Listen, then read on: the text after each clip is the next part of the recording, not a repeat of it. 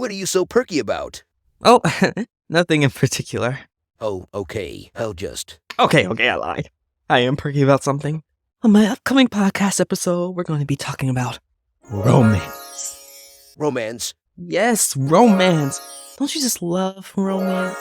No, I hate it. Mate, you hate it. Why?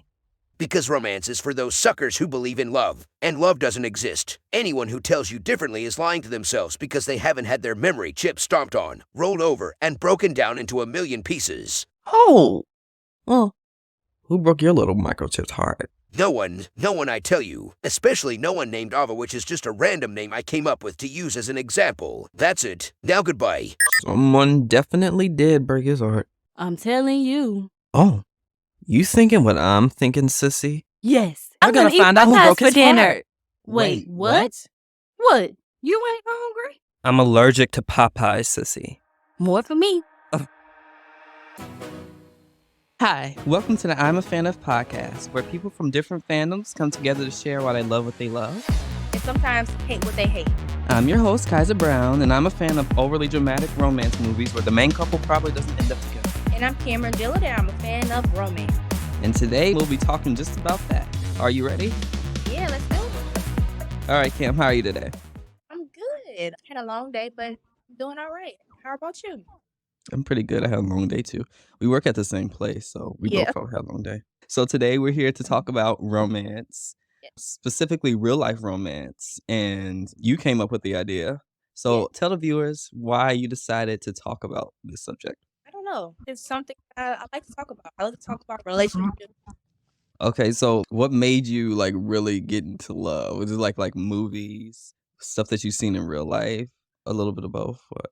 Yeah, so I guess both. Sometimes it's not always realistic. So, yeah, I love people being happy. I just love to see.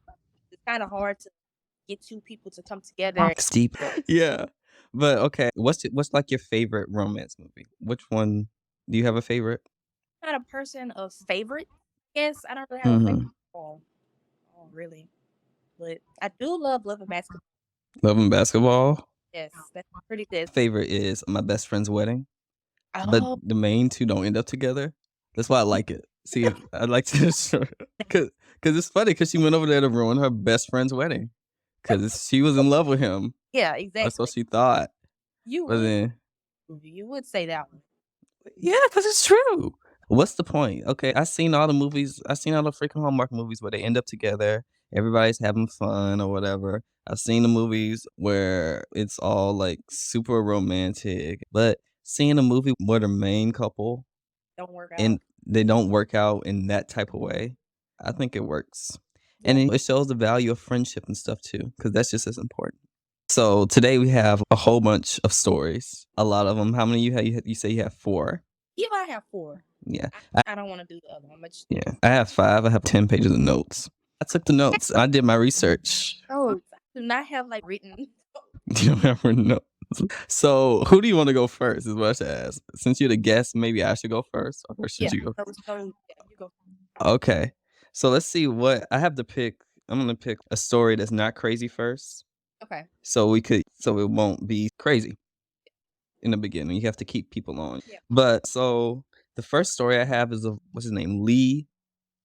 I don't know how to pronounce his last name. I'm just going to say Lee and dang. I don't know how to pronounce her first name. So I'm just going to pronounce her last name and his first name. So his first name is Lee and her last name is David. Okay, so Lee and David. Lee and David. Okay. So after a magical proposal, Lee and David are destined to live happily ever after because he took David to see her favorite movie, Sleeping Beauty, in a theater as a little present for her.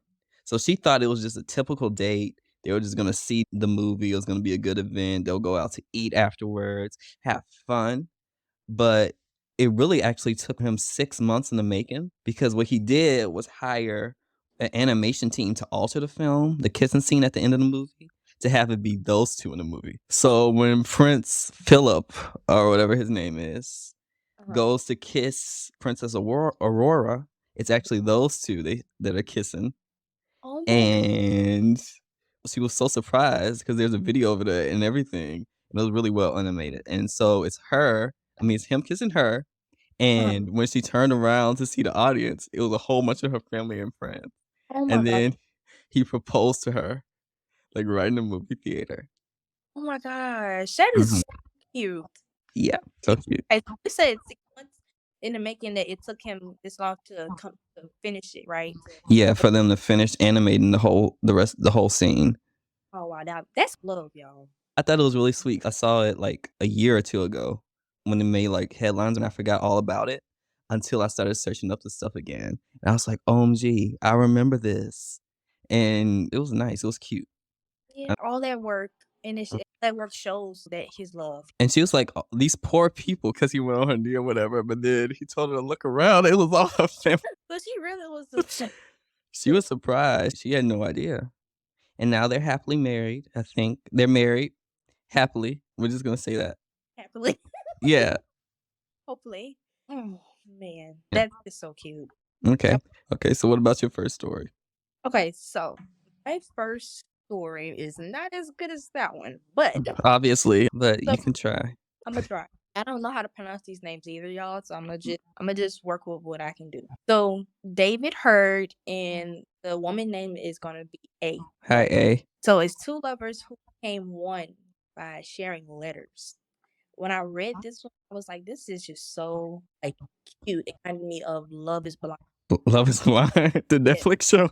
Yes, and they basically wrote love like letters to each other back and forth for years, for about a year or so.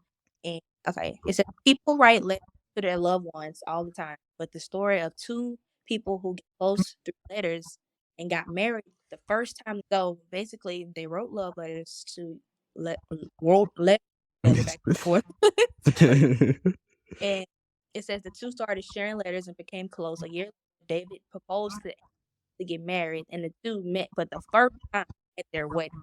Really? Yes. So they were just pen pals, just talking it up, and then all of a sudden, not all of a sudden, but the first day they met, they got married. So they So planned this whole thing. basically, I think he just don't go into detail about it. Just basically says they just started sharing letters like for a year or so, and after that, they fell in love throughout that year. And then Yeah. after that year, he proposed to her. I don't know if it was in like over the phone or through the letter. It had to be through a letter because the first time they saw each other was at their wedding. Yeah. And what was also good, they had their wedding in Jamaica. Jamaica. So Well, do you know where they were from? Are they from like the US or something? it says David moved to New York City, and it says a woman in the Caribbean. Yeah. So she was from like not the US. And so I don't know how he started writing her, but it says David Hurd moved to New York City in 1907, and that when he started writing letters to an unknown woman Oh. who he never, not sure how he came across to even writing to her. We can make that up. So what's his name? David. Yeah. So David, one day he was just watching TV, doing his thing, eating popcorn, watching some football, right? Yeah. He saw this woman in the stadium. What's her name? A. He saw A on the stadium on TV and had to figure out who she was, right? He went online to search it up because she did something really funny on TV. So it had to be online somewhere. He searched her up, and after weeks and weeks of searching, he found A on the internet. That's when he realized he could get her contact information. Started sending her letters, and then they've been talking back and forth ever since. They realized it was love, and they planned to come together. They planned to go on a date and everything. But what they didn't know is that the moment they saw each other, they wanted to get married. I like that kind of. Yeah. This is a really good storyteller. So David and A, congratulations. I hope you guys are happy. I hope so. And that y'all got married in Jamaica, you better be happy. Because where would you get married? Let me ask that question. I think I would rather get married in a church in my hometown, Baton Rouge, Louisiana. I think that's my dream wedding, to get married in a church. I think it's cute, but I think also it just makes more sense at home, just because financially it might not be the best option for other people. So that's my dream wedding, to get married in my church, my pastor marrying me and my husband. It could be in another state, not like out of the country. Oh, wait. So let's say you got married one time, right? And you stay married, but you wanted to get your vows renewed or something. Would you go out of the country then? Yeah, everybody ain't got to come to that because you Uh already huh. know Jamaica or the Bahamas or whatever we decide, or whatever. Yes, we can definitely renew our vows. Yeah, Me? Let's see. Where would I want to get married? First of yeah. all, I'll be marrying myself. Really, So yeah, Kaiser and Kaiser, everybody's invited. I'm definitely coming. Obviously, to see that amazingness. So I feel like I'll get married and I'll go to like France or something, or I'll go to like some big city in some country in Africa to be surrounded by like a whole bunch of black people, and to learn about new culture or whatever. Really? Yeah, and I feel like I'll have to make it all dramatic and stuff. I'll be like wearing like white and gold. I have a long cape. Thanks. Yeah. Yes. And I feel like I was singing my own wedding too. Okay. Okay. Because why not? Kaiser be singing at work, and it sounds sometimes it sounded lovely. Sometimes I'm like, Kaiser, what are you doing? But he be singing that. You sing all the time, so I can Do I sound good? Sometimes. what you That's because I be singing another language. I'm just listen to K-pop. and then you don't be singing it loud, like know exactly what you're saying. Mm. One of our coworkers, I'm gonna call him Drew. Drew. I was real stressed out, so I went in the back to sing for a little bit, and I started singing a little bit loud because I'm like, nobody's back here. And all of a sudden, he comes busting through to blow his nose or whatever. He's like, "I'm sorry, Kaiser." Yeah, he goes, "You put Drew gonna see." Yes, Drew's gonna see this. I want to make sure. And he was like, "I'm sorry, Kaiser." He scared the heck out of me, and I was about to scream, but I probably. This was a few days ago. And so I looked at him like he was crazy. I was like, "Don't do that." And I walked out because I didn't know what else to do because it was so awkward. It's so awkward. I bet he said he didn't hear anything, but like you just walked in saying, "I'm sorry, Kaiser." And so I just went to the front, and then there were customers right there. And then all of a sudden, when I was reaching out to get their money, my hands were shaking and everything. He scared the heck out of me. So I'm like, God, I'm not dying today. I know he did. And I told one of our other coworkers, I was like, "This is my worst fear. One of my worst fears is like being like caught singing like by some white man. I'm all vulnerable or whatever, and he has like a knife and is about to kill me or something." Oh my gosh. Because I feel like that'll be a horrible way to die. Just a white man coming in trying to kill me. That's why Like, huh? As like kill you, but you were like singing before, so he got to try to Yeah, like where I'm in my most vulnerable state, singing. Obviously, thought about that. Obviously, I wouldn't die because I would run. That's like the black person's first response, like fight or flight. You gonna get out of there, and if you can't get out of there, you're gonna fight and find some way to get out of there. Because I was talking about Scream with one of our coworkers and talking about how all these, of course, it's a movie where people have to get stabbed or whatever. That's what you go to see the movie for. But they always turn around, looking back behind them, trying to see what's going on. But I'm like, you're in one long corridor. You're in one place, all right? So there's only two ways to go. You can either run towards them or you can run the other way. Why are you looking back as if they can just like appear in front of you or something? And lately, Kaiser, like I've been seeing like movies, like scary movies. I'm like, they've been having the black people like white. Yeah. Like they've been having them go and open the door and try to see what they heard. Black people don't do that. You know why they doing that? Black people do not go up in there and try to do that stuff. Because I promise you, I would have been running. He's not sitting here playing, talking about, who is that? And then opening the door, looking through windows. What I'm about to do is about to close these blinds. I'm about to get up out of here. I'm about to go. Grab my car keys. Something about to happen. Because I've been shaking, scared of my body. But and then people are always like, who is this? Who is this? On screen when they answer the phone, she's like, who is this? I'm like, I'm not asking who you are. I'm hanging up. The moment you say something like that, like out of the blue or whatever, like what I'm doing, popping popcorn or whatever I'm doing. I forgot what it was on the first Scream movie with Drew Barrymore when she got killed. I'm not gonna ask who is this. I'm about to hang up. I'm about to get out of there. I'm not It gonna ain't say happening. And I'm her not. her boyfriend was in the backyard. She was like, "No, Brad, no, why I'm running out the house the other way." I don't know why they have crazy things. They know people in real life wouldn't do that. But that's the point. I think that's the point because you have to make the movie somehow, and some people have to be stupid. Okay, so let's get to the Huh? I think it's your turn. It's my turn. Yes. Okay. My second story is about this couple called. Dang, they have a foreign name too. So I'm just gonna call them. Oh no, this is a different type of love story. So this is one man. So I'm just gonna call him P. Right? Five. Okay. The Taj Mahal. You know about the Taj Mahal, right? I So that think was built in like the 1600s by this man for his wife who died. Did she die? She's dead now. But he built it as a tribute to his wife, right?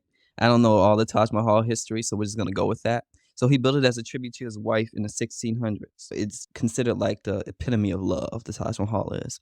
A few years ago, a 77-year-old Indian man, I'm gonna call him Phi, also vowed to build a similar type of monument for his wife out of love because she ended up dying from like cancer. She died.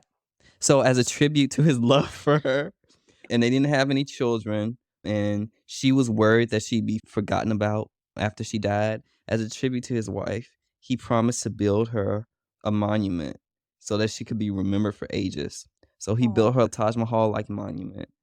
And yeah, they were together for more than 58 years. And they say that love grew over time. And she's always there in his thoughts. Yeah, so she died of cancer in 2011.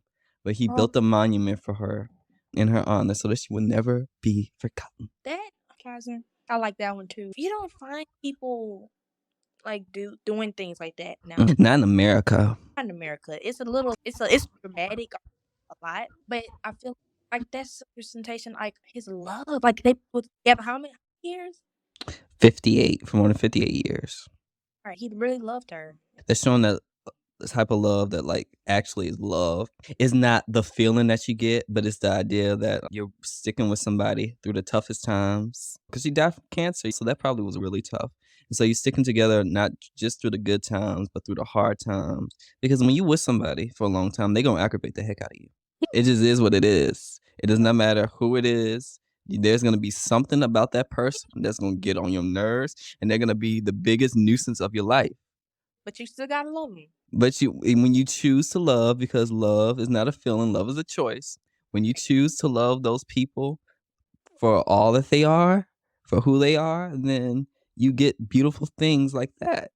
Yep, that's the most important thing. We choosing each other every day. Every day. You have to choose to be there for them. You have to choose to communicate with them. You can't be like getting the attitude and then all of a sudden walking away. What I mean by that, you can't like withhold from them, I should say. Things happen and people get mad and just gotta work through it because you're not going nowhere and I'm not going nowhere because we are gonna work this out together because like this type of outcome, like that's the type of love that any woman, any man dreams of. Like in her life, like it did, and this is her husband did it for her. Yeah. Like man, you wanna experience something like that. Like yeah.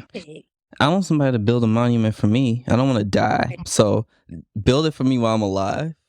And then I die, and I know that it's yeah, because I got to see it. I'm not like in heaven or nothing. I can probably see it from up there, but I want to see it up close. So I like build it for me while I'm here. Be like, Kaiser, this is a monument of you. You're so special. You're so amazing. I'm like, I know. And then, the same can happen for you, Cam. I should have like several people build a monument for me though. Just know how special I am. Once you make it big and stuff, I got you. Okay. Look, Cam gonna help me because he gonna be a construction person. He gonna be building stuff. He gonna do it for me. I'm gonna be sitting and supporting and just that's gonna be for you, though, Kai. Yeah, I'll pay y'all. It'll be fun. All right, what's your next story? What you got? Okay, this one here is a woman who marries herself. I was like you. Okay, so she knows her worth. So this one is small. Okay. It says, okay, I'm gonna just read it because the first part doesn't really make sense. But a 33-year-old Chris married herself in September of 2021 and then divorced herself after. Wait, she divorced herself? Yeah. After what? 90 days. Great. Now you decide to marry yourself, and then not last year, but 2 years ago. Yeah. Like, She came to stand herself. I thought she loved it. She learned right quick. 90 days. 90. Sis, I want to know what type of argument she had with herself. Sis looked in the mirror and said, I can't stand you. If can't stand you no more. Stand you. She took the ring, threw it at the mirror. She got mad because it wasn't. I don't understand that. I don't know. Had to actually marry herself in the first. I don't know. Like, she must have met somebody else or something. She must have met the man of her dreams or something. I don't know, because you gonna be sticking with yourself forever, so you might as well learn to like yourself. Right. If nobody else gonna like you gotta like yourself. And maybe it was like something like where she like, okay, nobody wants to be with me, so I guess I just marry myself. That's sad. Then she don't like herself. Right. Turns out I don't want to be married to myself. I want to divorce myself, and I want to be with you now. You don't marry yourself because we give it a whole narrative to stuff that we don't even know about. But you don't marry yourself because nobody want to be with you. You marry yourself because you want to be with you. You have to love. Okay, in order for somebody to love you, you have to love yourself, and don't look like she was loving herself. She probably did love herself. That's probably why she got a divorce. Because she said she didn't want to be tied down. She knew what she wanted. That's it. She knew exactly what she wanted, and so she came to an agreement with herself that this just wasn't working out, and so that they should see other people that were the same person. I want to. That wasn't her. Mind. Like what? I want to know her thoughts. Like what were you thinking in the time of those 90 days? What was going on? Cam, that's what we do. Like we did with the other one, we create a narrative. Yeah. So this time it's your turn. Create a narrative as to why she married herself, why she got a divorce, and then what happened afterwards. Okay, so one day, like we said, she was feeling down and she really wants to be married. She haven't had a real boyfriend in years. And so she became lonely and she said, you know what? I'm just going to fall in love with myself. And one day came and she said, you know what? I'm going to run down to the courthouse and I'm going to get married to myself. Was this before or after therapy? Before. Before, because I hope she got therapy after. So then she gets married to herself. Things are going good at the mirror. She had a nice honeymoon. And then that's not much because it's only been 90 days. So actually, weeks later, she got into some arguments with herself about wanting to eat because I don't know where they want to eat at. So she got an argument here and there, and 90 days hit, and she said, no, you know what? I can't do this no more. I can't deal with myself. I'm divorcing myself. Over food. Over food. Was the restaurant too expensive because you're only buying it for one person? What is this? You can get multiple types of food if you're living by yourself. Your bills that high. She could probably be living in one of those expensive apartments. When me and my sister were living in an apartment in Hammond, we had a 1-bedroom apartment. It was something. That's all I'm gonna say. And those people were annoying the heck out of me. But all I gotta say is it wasn't too expensive, but apartments can be expensive. So maybe that was it. It was the bills. Where this was at. It's weird to think something like this, like 1920s or something. But this was like 2 years ago. Yeah. Hopefully she found out why she needs to divorce herself. Hopefully she's happy. She doesn't have to be married to be happy. She doesn't have to be married to herself to be happy. She can just date herself. Exactly. Yes.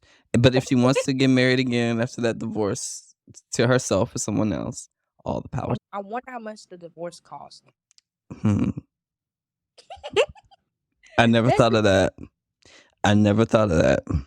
Was it like expensive? Have you ever seen what's that movie with Scarlett Johansson and the dude off Star Wars? Wait, let me search it. Marriage Story. I don't know if I saw that one. That movie is all about divorce, and divorce is real messy. You don't think about it, but it could be messy, quite expensive. Your lawyers try to pitch you against each other, so one person can get their fair share of whatever the fair share is, and it can turn two of the nicest people into two of the nastiest people to each other. Because some people want to be like, oh, I want a quick divorce, I just want to get out of here, but then all of a sudden it turns into this whole thing, and it's not even really of your doing. It's just this whole process that just messed it all up. You should watch Marriage Story. It came out in 2019. It's on Netflix. It's really. It's on Netflix? Yeah, it's a Netflix movie. So it's emotionally draining, but it's good. What is it called? Marriage Story Marriage Story. with Scarlett Johansson and Adam Driver. Adam Driver's that guy of Star Wars he has a head. He has a head. You will know what I'm talking about if you saw him. There were like pictures of him on like Twitter one time, on the internet, all over the internet, when he was like shirtless on the Star Wars movie, and then he had the belt thing all the way up to here. It was like all the way up his waist and the stuff at his chest or whatever. It was a weird outfit, but people loved it. Wait, I have to watch that. That sounds good. And it's on Netflix, so that's quick and easy. Maybe we can talk about that that'll be the thing I pick next time. Marriage Story. I'm not sure about that. We'll see.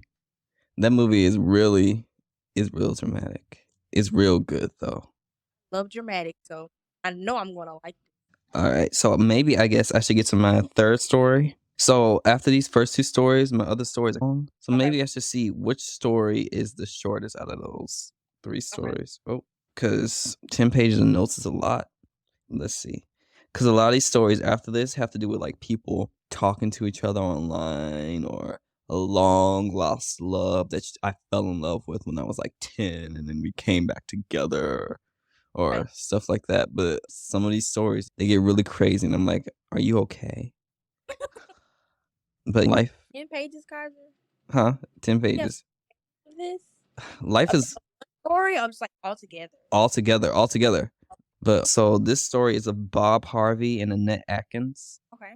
So they first met during study hall in 1955, and Bob was immediately smitten. Okay, he was head over heels for Annette. I couldn't take my eyes off her, Harvey told the New York Times.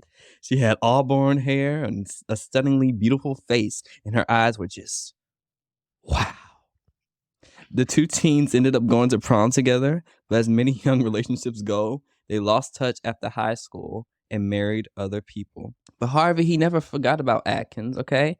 And in 2017, after his wife died, so I don't know when after 2017 after his wife died, but in 2017 after, I don't know if she died the same year, but we're gonna steamroll over that.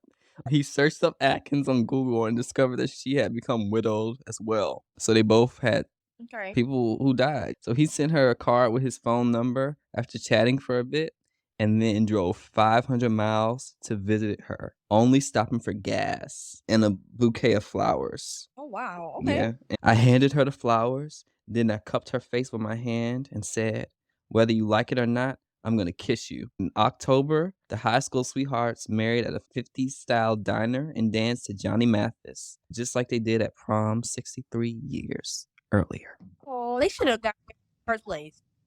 Well, Cam, life is not. Sometimes you drift apart, and sometimes life leads you to have to drift apart so that you can grow separately. And then when you come together, you don't know what they were like in high school. They probably was too mature. He probably was a little thought. A little thotty. Or they could have been completely in love, but they were probably too in love too, because there's such a thing as being too in love, to having too much of those feelings going on, so you can't think. And you're not right. I've seen a lot of those stories. That's basically like most romance movies. I love them so much, so I'm gonna do this. Then what movie is that? 13 Reasons Why. Some movies, they just do some crazy stuff. It's like thinking how, let's say you go into a public place, right? And you decide that you want to ask the person that you want to marry to get married in a public place. First of all, that's strike one. Because if you asking me to marry you in front of a whole bunch of random people, I want to say no, because you're putting too much pressure on me. Second of all, most people do it at like sports games or food courts. Yeah, food courts, yeah. Why the heck are you proposing to me in a place where all these people are eating corn dogs? There's trash all over the floor. That's the second strike. The third strike is that, did we talk about this before you decide to do this, or did you just come up with this idea? It's one thing if I told you that I want to get married in a public place. The whole nother thing, you asking me to get married in a public place and then expecting not to get run over by the mall's like little trolley train thing. Like, don't do that, because you wasting your money. First of all, I saw a video of this guy. She probably should have handled this differently, but he hired like a band or whatever, and he started to ask her to marry him. But halfway through, she was like, no, stop. She was whispering to him, stop it, don't do this. He would not listen. So she picked up an object, I forgot what she picked up, like a water bottle, and threw it at him because he wouldn't shut up. Oh, wow. So I feel like I don't understand why people do that. They need to talk about it before. Like, I guess it depends also. Like, just for example, me and Cam in the future, I don't know if I want to talk about it because I love surprises, but I guess I can talk about it so then when the time comes. I feel like it can still be a surprise if you talk about it. Right. You gotta know how to talk about it. And you have to learn how to communicate. It's like getting married and then you don't talk about having kids or whatever. Right. You want to get married, but then if you want to have kids one day in the future, I feel like that's a conversation that you want to have with the person before you get married, or like financial situations or all the stuff. But a lot of couples don't do that. And so they go ahead, they get married and stuff, and then a whole bunch of all this troubles that could have been avoided. And then divorce comes because it doesn't work out. Because it doesn't work out. And if you would have talked about this earlier, you wouldn't have been blindsided. Exactly. I saw this one video also too one day. It was a girl. He proposed to her, and this wasn't like one where it was like that, but he proposed to her and she fell face down on the ground, passed out. They had to call 911 because he had. So what happened? I don't know. Attack, heart attack. I don't know. Some people don't really like that. I would feel like you should know if the person you going out with likes surprises or not. You should have an idea of how far you could take it. If you don't know that they don't like surprises, I think the wrong way to find out about it is by proposing marriage to them. And right? the version where it's like you don't talk about it, so you just surprised. At that point, that's a person that you really did talk to about it, and then be expecting this. If it's one person you should talk to, it should be the person that you plan on marrying. Exactly. Don't just go to your friends and be like, should I do this? Go to them, sure. Talk to them, but talk to them first. Talk to her or him first or whatever before you. Please do not. I don't like the public proposes. I don't like the one world. I don't like the ones at the food court. Them people around don't care like that. Now some people feel like, yeah, that would be me. I'd be like, being cordial or whatever. But it's not a special moment. If my friends and family are around and like they behind me, I have no idea they even there. Yeah. And he proposes and I look around and all my family and friends, like that's a special moment. That's also talked about. Yeah, like the Sleeping Beauty story I just told earlier. It was all her friends and family in a movie theater. She didn't know. And she looked around and she saw it. But 13 Reasons Why. What was I talking about? There was this one scene, because in a lot of these romance movies, they be doing some stupid stuff that people, I'm like, romance movies are fun to watch, but don't be getting ideas from these movies. Unless you're writing a movie. Maybe get an idea from these movies. But if this is real life, don't go and like, he got like the whole... She was like at soccer practice. I forgot what sport she played in the movie. Wait, who was it? Was it her that killed herself, or was it? I said 13 Reasons Why, huh? Crap, not 13 Reasons Why. I just forgot about 13. Wait, no, 10 Things I Hate About You. 10 things. Where I got 13 from? This is a number, so you just like. Right. Yeah, but 10 makes more sense. I don't think I've seen that. That's also a good movie you should watch on Disney. It's on Disney Plus. 10 things. Yes, 10 Things I Hate About You. It came out in the 90s. Okay. So maybe I shouldn't spoil this scene for you. All I'm gonna say is it involved a band, her at practice or whatever, and the movie played it like it was romantic. But I feel if somebody did that for me in real life and we didn't discuss it and we weren't a couple, I would think you were a bit crazy. So were they together or were they like? Not yet. They weren't together yet. Yeah. A whole bunch of famous people playing that movie. We should get to this at the end. But the 90s was the era where all the romance movies were at their peak. They were. You're right about that one. Really are so true. 10 Things I Hate About You, Pretty Woman. Oh, I love Pretty Woman so much. These movies. What? All these recommendations of these movies to go and watch. I need to hop on this. Yes, Pretty Woman is so good. Yeah, I watched that like last year or year before with my family. We'll talk about this later as like an end segment, because on the last episode with Carrington, I did a questionnaire. I couldn't think of any questions for you because I'm like, we're talking about romance. And at first I was going to do trivia on romance movies, but I felt like that wouldn't be on theme. Okay. So we can just talk about romance movies instead. And then maybe we can come up with an idea of what you should watch next time. And then when you come on. But yeah, so it's Julia Roberts. She's a sex worker and she ends up meeting this man, Richard Gere. You ever heard of him? He's a famous actor. You've probably seen him. He's British. And she That is. Mhm. Okay, go ahead. And so she's like a sex worker. He's a rich guy, and he basically invites her to join him on like a business trip after his relationship ends with like his girlfriend. Okay. And then they fall in love. They do fall in love because he goes to the red light district and isn't like Hollywood Boulevard. And so he meets her. She's a prostitute. Oh Lord. A prostitute. Is that do people use that word anymore? No, it's sex. It sounds it kind of sounds mean. I guess you can say prostitute.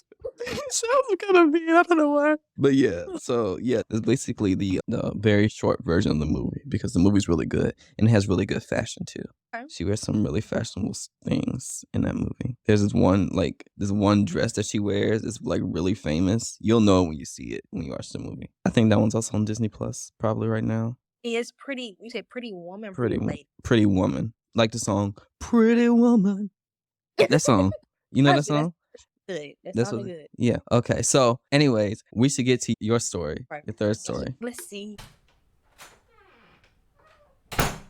All right, Sissy, what have you found? That this 2-piece spicy chicken is popping, you hear me? No, not about Popeyes, about Ava. Or Ava, or whatever her name is. The girl Dawn was talking about earlier. Oh, Ava. Who's Ava again? Girl, give me this. See. Ava. Oh, found her. Ava apparently is an artificial virtual avatar that Dawn was dated around 20 or so years ago. 20 years?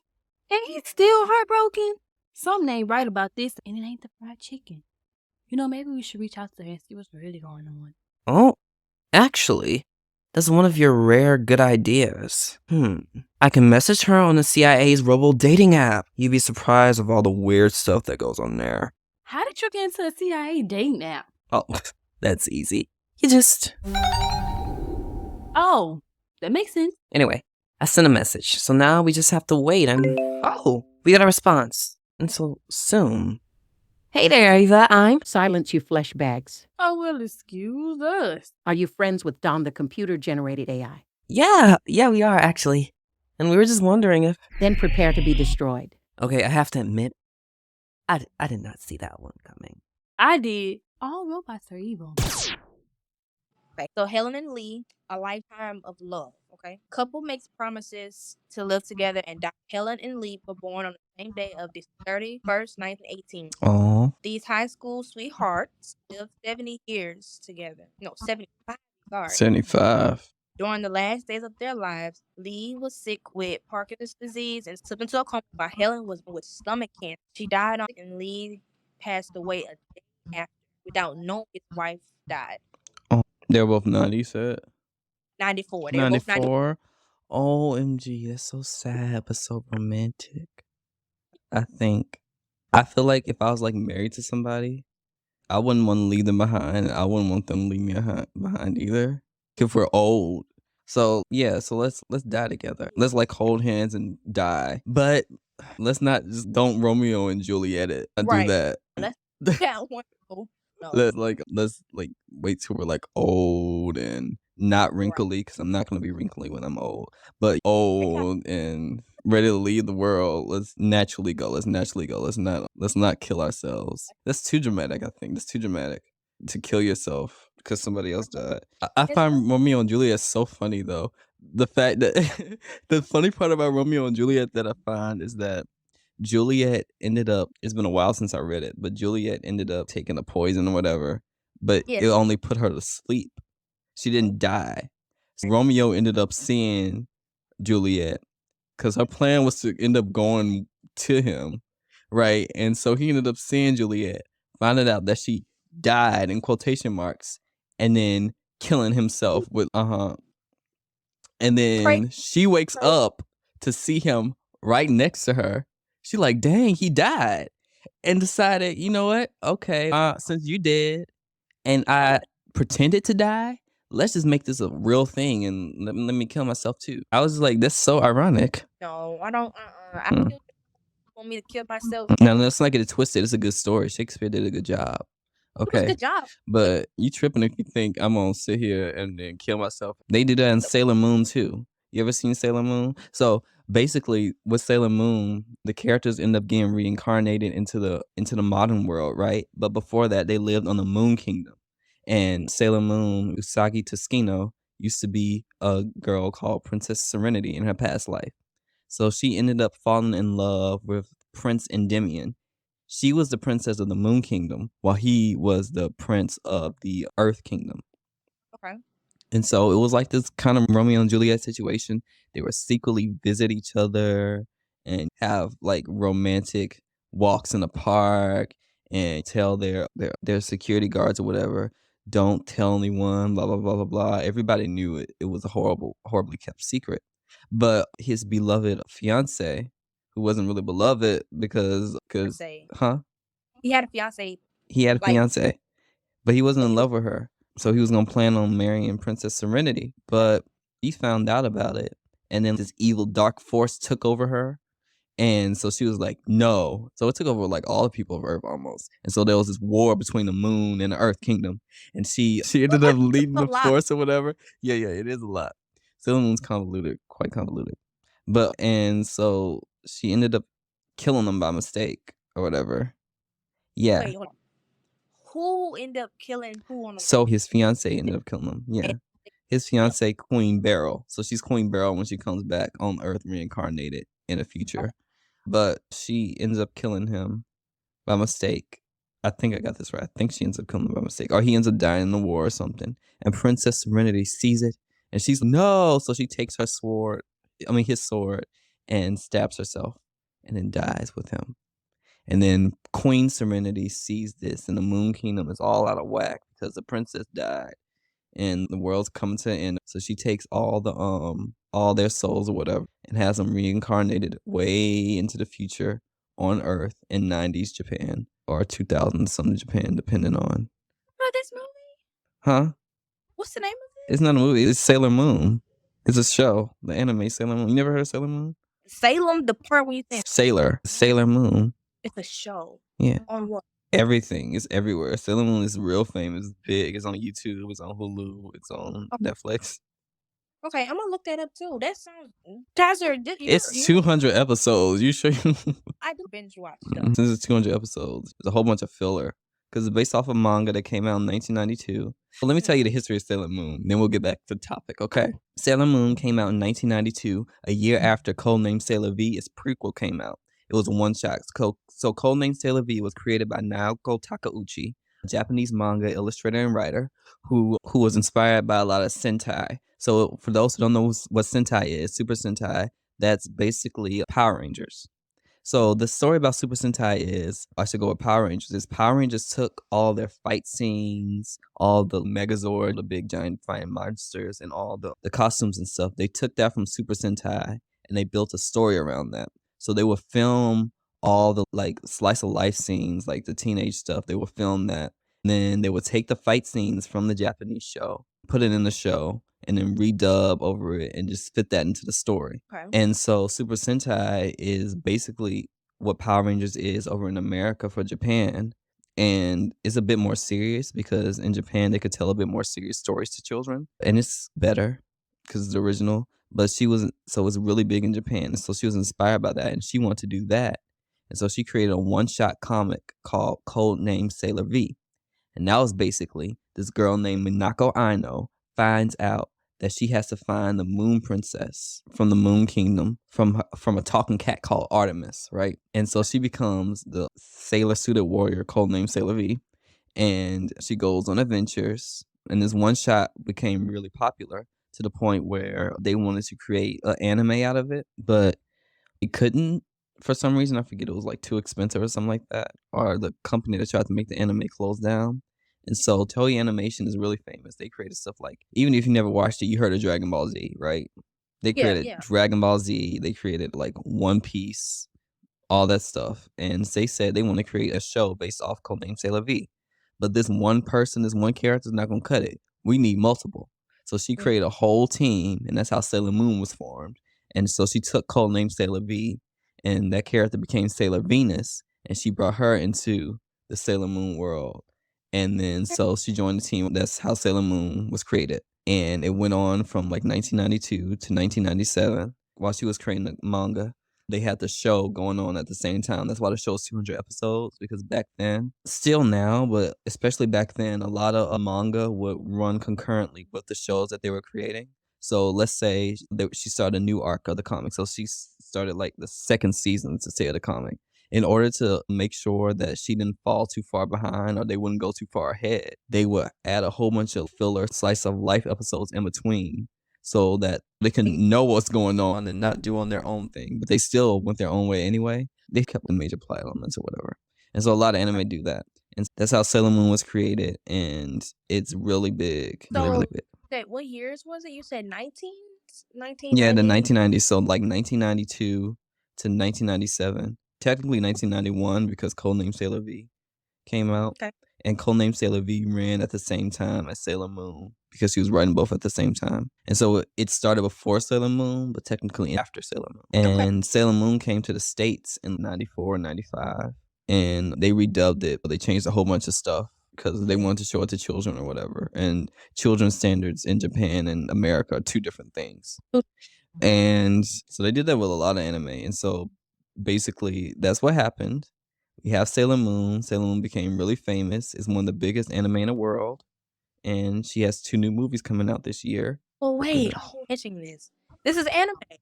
It's anime, yeah. We were just talking about anime at work. Was it you there? When? I don't know if it was Sarah. I don't know. Somebody has a phone. It's a. Oh, yeah. Yeah, Sarah. Yeah, Chibiusa. Chibiusa's from Sailor Moon. That's a future daughter from the 30th century in the Silver Millennium. Oh, okay. So, you say it okay like it made sense. but it makes sense. Like that person who was on the same thing. It's a future daughter from the Silver Millennium in Crystal Tokyo. Okay. And she comes from the future because Crystal Tokyo ends up being put in danger by the Black Moon clan. She comes to search for the legendary Sailor Moon who her mom was always talking about, only to find out that Sailor Moon was her mom in the future. So Usagi is like 14, right? So Chibiusa comes to the past in order for them to save the future. And then they find out that Usagi and Mamoru, who is Usagi's boyfriend, who was Prince Endymion in the past, right? So the guy she fell in love with in the past, they fall in love in the modern world, and then they get married in the future. And then they rule over Crystal Tokyo in the 30th century. But the story takes place. Like, how do you know? How do you remember? How do you remember all of that?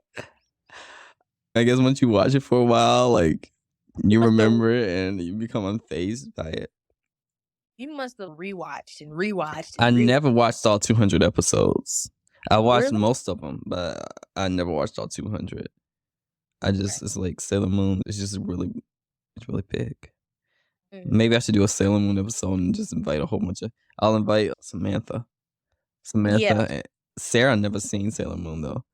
Never. She never I'm not gonna say she never.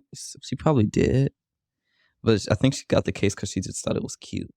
I have a Sailor Moon case right here. That's Sailor Moon right there. I'm gonna get a better one of like Sailor Venus because she's my favorite. Wait, do you wear that one to work? Yeah. This one always have to work. And it's cracked too, so it's messed up. Where's my camera? So you see it's cracked right there. Yeah. So I'm gonna get a new one. A fancier one that's more expensive that can protect my phone. I should probably get a new phone too. Yeah, you need to get a new phone too. Okay. So did you do your story? Yes, it's your turn. Okay, it's my turn. Okay, so Yes. this is where the crazy stories come in. Okay. So this one, I gotta figure out which crazy story I want to do first. The one with the nerds or the one with all the cheating and scandals? Ooh, We're gonna do that one last. Okay. Okay, because it's not really, but it's technically cheating. I don't know. We're gonna get to that. This one is Sandy and Tim. Okay. So they've been together since 2004. So Sandy, when she was young, would travel a lot with her family, do the church conventions. They would go from place to place. So she would always love to travel. And that's how she got into traveling. And one day when she went to the UK, she had a premonition that the UK would be the place where the person that she would fall in love with in the future, they would have something to do with the UK. She didn't know if they were going to be from the UK or they would meet each other in the UK. She just knew in that moment that my man is going to be from the UK. That's basically what she said. I made it black. But we're going through a whole bunch of backstory first before we get to it. But when she was young, she was bullied a lot. by her brother. He would call her like really fat. Oh, yeah. Her brother bullied her. She was really skinny, but he would call her fat. And then she ended up developing like low self-esteem and an eating disorder. And her dad would also be really controlling because he was a military man. And you know how military men can be. They can be real controlling. And Tim also, when he was young, went through a similar experience. But that's because his parents were teachers. Okay. So, yeah. The three people you shouldn't, if you want controlling parents, have a military person, a teacher, or like a police officer. Yeah, definitely. Later, Sandy ended up marrying a man who she was with for 7 years. But they ended up getting divorced in like 1997 because he was also controlling. So she went from a controlling daddy to controlling husband. So she had daddy issues. And so... Makes sense. That makes sense. Yeah, and he was controlling her, and that's abusive. When you're controlling somebody, you're being abusive because you can't control people. Because if you did, they wouldn't be people. He ended up, when they were together, tried to alienate her from her family, and she wasn't allowed to have friends. But what didn't count as friends were online friends because they were online. There was no danger, so he thought, of having actual friends if she had online friends in 1997. But she ended up meeting two of her best friends, John and Gary. And so they introduced her to role-playing. Not like role-playing games. They like LARP, like live-action role-playing. The people that be in the parks dressing as elves and having fun with selves and going through their storylines. Okay. Yeah. And people, she would say like people would look at them and think they were strange. But these were like, because there were 30 or 40 people in the park playing dress up or whatever. But they had stories going on. Characters were being developed. It was a whole thing. And so Tim, around the same time, was also involved in that type of stuff too. And so he ended up breaking up with his girlfriend and moving to college 240 miles away because he was so heartbroken. And he got into tabletop gaming. So tabletop gaming is the actual game. It's like Dungeons and Dragons. We all heard of Dungeons and Dragons. Yeah. He got into tabletop gaming, and then that eventually led him into live action role playing.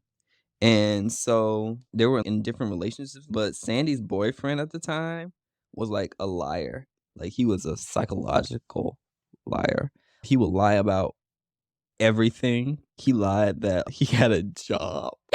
So they lived together, and he would go out to work and then come back home. Where would he go? And so at that point, because she lived in a different place, she couldn't get her working visa. She couldn't work. She couldn't officially work.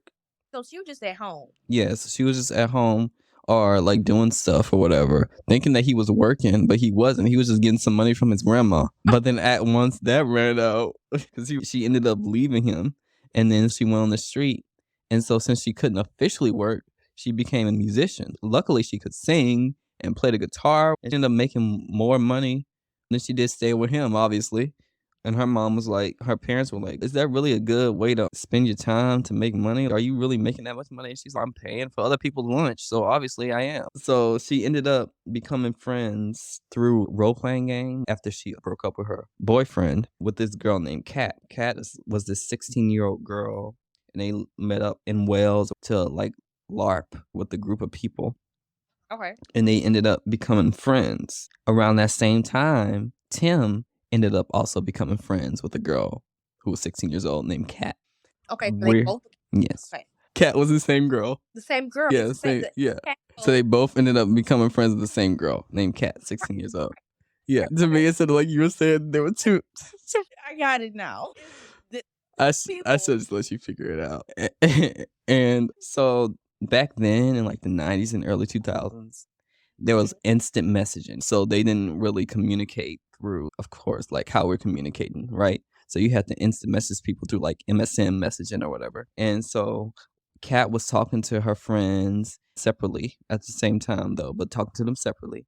And she had to go to the bathroom. And so she was like, Tim, I'm talking to my other friends. Why don't you go talk to them while I'm going to the bathroom? And that's when Sandy and Tim ended up meeting, and Sandy fell in love with Tim right away. But Tim, being a stupid man, only saw them as friends. But she was all in on Tim. She knew that was the man for her. But she was crushed when she found out Tim was with another girl. So she never really revealed her feelings for him because She couldn't. So in the back of her mind, she knew that this was the guy for her. Never told him, like, he didn't know that. Yeah, he didn't know that she was crushing on him because he was with somebody else, and she's not a homewrecker.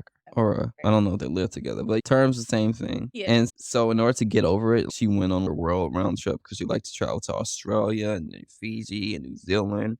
And then Tim, on the other hand, was just put out of a job, and so he moved to Derby to be with his girlfriend, only to find out that his girlfriend was still living with her ex-boyfriend, and the ex-boyfriend didn't know that she was dating somebody new. So he came to live with her, and I'm assuming she knew he came to live with her, but didn't tell him that she was living with her ex, and didn't tell the ex that she was dating someone else, and that somebody else that she's dating is coming to move in with them. Now, that is so wrong. That's wrong to even, like, part where it's, okay, you don't need to know if I'm dating anybody else. That might not be your business. But Well, I feel like it'll be my business if I'm living with you. if we're living together, I'm not going to move in somebody else that I'm with and you're here. Yeah, I would have told both of them, first of all, because there could be so many different reasons why you're still living with your ex. That can be understandable. But Right. if you're living with your ex, tell your ex that you are dating somebody who's going to move in. Right. And I don't think it's the best decision to be moving them in. That might not be the best decision to, like, have them there. I don't know what she was thinking. We should create a narrative for her, but we'll get back to that later because she's not the main character, okay? She doesn't even have a name. The other thing that made it worse, though, is that she kept complaining about her ex to her boyfriend. So he would be like, why don't we just move out and you come live with me? But every time, she would always have some excuse. She was probably still in love with her ex or something. Anyway, Sandy and Tim were chatting online, and he mentioned that things weren't going well between him and his girlfriend because at that time they were friends. They were getting close. And you know what she did when he What? told her when they were instant messaging? She typed in all capital letters, in bold letters, or with exclamation marks, "I'm available." Wait, what? Yes. So she was like, this not going well for you. I'm available. She was on, no, I'm available.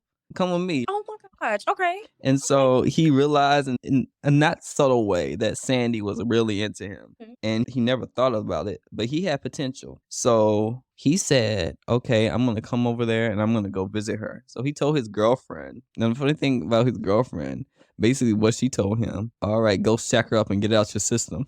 No. I said, sis. And he's not that type of person. Tim isn't the type of person who wants to be with somebody when he's with somebody, he wants to commit. That's the type of person Tim says he is. Because that's how his family was, how he grew up. And so she was in Alaska. And so he went to Alaska to visit her all the way across the world, but under one condition: no one night stands. Okay? He wanted to make sure that he was really feeling her and that they were in a very stable relationship. Because just about everyone he knew, like I said, were married and happy and stayed together. And in his own words, if there's any attraction between us, then we're going to make love. But if I don't feel that connection, we're just going to have a nice holiday. That's what they call like vacations. And, holiday. That's what they call vacations over there in the East. That's what they call them, like in Britain or whatever. They call vacation holidays. She respected it. And needless to say, after that whole ordeal, he broke up his girlfriend. They had a whole bunch of comedic antics, Tim and Sandy did. And once they ended up finally seeing each other, the moment he saw her, he knew that she was the one. But she told him, honey, I knew from day one. This is her words, her exact words. She said, honey, I knew from day one. That's what Sandy told him. And so they got together, and they've been together for a while. And apparently, the one thing that kept their relationship going for so long is that they communicate with each other. Because of their backgrounds, they were able to talk about things calmly with each other. How they put it is they would listen to each other's opinions, but they wouldn't say that one person was wrong. They would just respect the other opinion. And Tim likes to say, we're all entitled to our own opinions, but we're also entitled to being wrong. I think that's a good way to think about things like that. It is. And so they ended up being really comfortable with each other. And it's weird because a lot of things in their life would just add up. They were really intuitive. And they would even also have mutual friends that they didn't even know they had. So they were friends with people, but they didn't know that they were also, the other one was friends with those same people. How though? Like, how did that, okay. How did that happen though? So eventually he went back home after his 10-day holiday with her, planning to move to Alaska to be with her. And despite like immigration laws, because he was all the way from Britain, you have to do a whole bunch of stuff. They ended up getting married 6 months after meeting face to face, and 11 days after he moved to Alaska to be with her. And apparently, there's a whole bunch of stuff going on here. So the number 26 is also really important to them because Sandy was born on the 26th of July. Tim was born on the 26th of June. And that was also the same day of his grandparents' 26th wedding anniversary. His grandmother passed away on the 26th of October. That's so cool. But Sandy confessed her feelings for Tim on the 26th of December, and he got called for her citizenship test on the 26th of January in 2017. what? So the 26th is really weird for them in a good way. Yeah.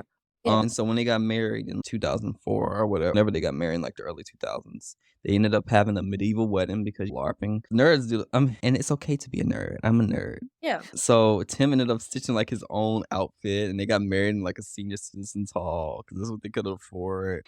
Uh-huh. And it was actually pretty nice. And they had a chocolate wedding cake. Okay, that's different. It is different, but I would eat it because I like chocolate. Yeah, Kaiser loves chocolate. I love chocolate. And then Ew. they ended up having a Native American wedding ceremony later on because Sandy is part Cherokee. Okay. Like a really, really real, like my thumb. That's how much Cherokee she has in her. But she wanted to, Wait, huh? what? This is how much of Native American she has in her. Oh. Not a lot. Is basically what I'm Okay. saying. Wait. But she wanted to get her Native American name because she heard a voice of an elderly lady telling her to get her Native American name. But she never told anybody about it yet. And then the old lady told her, you won't be whole until you have it. And she named the lady grandma, but she kept the message secret because she thought people would think she was crazy. Until a colleague of hers named Bill, who was a medicine man, told her that an old lady, he basically heard the same old lady, tell him to give her a Native American name because it would be a way to honor her ancestors. And he also told him to give her mom her Native American name too. So her mother was called White Flower, and Sandy was called Fireheart, and that's the name like the grandma, the old lady, been told Sandy to have So- Fireheart, and Oh wow. White Flower was the same name the old lady had. So her mom was named White Flower after the old lady that was talking to them through some Oh. magic. I don't know how to properly say it. I don't want to insult in cultures. So I was gonna say Right. through some magic. And Yeah, let's stick with magic. yeah, eventually 6 months. It took him 6 months to get like his citizenship documents away, and they've been together since forever. He got his citizenship in 2017, but they've been together years and years before that, and they got married before that. And they really are in love, like really in love. And they say that the motto as a couple is do no harm, even when they come from abusive backgrounds. And Sandy said, you can't allow bad experiences to taint who you are. When you find someone that you connect with on this level, you want to be with them. You need to be with them because they are the other half of you. No regrets ever. And also, another thing with the 26, they posted this article on craziestlovestories.com where I found it. They posted the article on the 26th. So it all just came together with Tim and Sandy. Oh wow, that's crazy. Because is it a coincidence or is it just like what? Like what really? It's fate. It's fate. Obviously. Oh my gosh, they should have been together all along anyway. They got together quite They- quickly. they did. The love story was basically everything that happened after the fact. Because they were... It doesn't make for it unless it has something going on. You can make a movie out of that. I'm not sure it'll be a good... You can make a Hallmark movie out of that. So it probably wouldn't be that good, but it will be... Yeah, you would watch it. It will be like... It would have to be... I don't know. What the name of that Hallmark movie be? I don't know. Because Hallmark movies like... The names of the movies on Hallmark are... Because they have... I don't know. Yeah. Because most of their movies are like Christmas time in Winterville. Where was the girl from? Or wait, no, where was she living? You said Alaska? Yeah, she ended up living in Alaska and he moved from Never mind, that is an horrible. Alaskan That's horrible. time to remember. I don't know. Right. My Alaskan wedding. My Alaskan love. I'm Alaskan all over you. I don't even know what that means. I don't even know what that means. But like, that was a sweet story. That was the least dramatic of the two. But I really liked it. Realistic. It was realistic, but also really like weird in a good way. Yeah. Like the number 26 and everything, and them That's the ended up being part. together. Yeah. It was quite fun, quite cute. Yeah, I like that one. I like Mhm. that one. The 26 still like throwing me off. Hold on. And the 26 is actually my grandmother and grandfather's wedding anniversary too. Same as his. Wow. It's fate. You might be friends one day in the future. You might meet Tim and Sandy, become I don't besties. want Tim and Sandy gonna scare me if I see them. You might not know what they. Oh, my light went off. My battery light went off. Wait a second. Let me get my other. Okay. 1 sec. We'll be back after these messages. Hi, everyone. We're right back after the break. I hope you enjoyed that little segment between like me and the AI robot. You'll know what I'm talking about when you listen to the podcast. But we're back here. We're back here. We're about to tell some more stories. Cam, what story are we on? This is like number 4 for you. Number 3 or 4. This is the 4th Mhm. one. This is one that's kind of Okay. inspired.